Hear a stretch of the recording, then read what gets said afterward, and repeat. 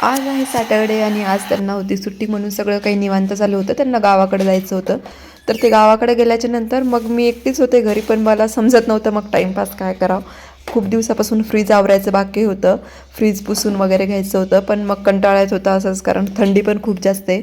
तर म्हटलं मग आज टाईम आहे तर आपण फ्रीज पूर्ण क्लीन करून घेऊया. तर मग पहिले क्लीन करायला लागले, पण नंतर विसरून गेले की फ्रीज बंद करायचंच राहिलं म्हणून.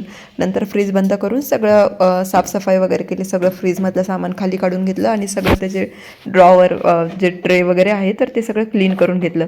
आणि माझं फ्रीज कर्ड मेस्ट्रो आहे, तर म्हणजे त्याच्यामध्ये कर्ड वगैरे बनतात असंच. जरी आपण विरजण नसेल टाकलेलं तरी पण हा जो बॉक्स आहे त्याच्यामध्ये जर का आपण साय वगैरे टाकली तर त्याचं ऑटोमॅटिक म्हणजे 6 ते 9 तासामध्ये त्याचं कर्ड बनतं त्याच्यामध्ये. तर म्हणजे मी जास्त काही यूज करत नाही त्याला, पण तशी फॅसिलिटी आहे त्याच्यामध्ये. तर नंतर सगळं क्लीन केल्याच्या नंतर मग मी सगळं सामान वगैरे पहिलं जसं तसंच लावून दिलं आणि वरती थोडंसं धूळ वगैरे झालेली होती, तर ते सगळं क्लीन करून फ्रीजच्या वरती पेपर टाकून दिला की जेणेकरून मग वरती काही घाण धूळ वगैरे बसत नाही. आणि नेक्स्ट टाईम मग नुसतं पेपर जरी चेंज करून दिला तरी पण ते इझी जातं क्लीन करण्यासाठी. नंतर मग फ्रीज चालू करून दिलं क्लीन झाल्याच्या नंतर. आणि मग समोर काय करू म्हटलं, पण मग डम्मी होती तर पहिली हेअरस्टाईल तशीच होती तिला, तर मला नवीन हेअरस्टाईल करून घेऊ आपण. तर म्हणलं इथं मी सागरवेणी घालते, कारण खूप दिवसापासून मला सागरवेणी घालायची होती.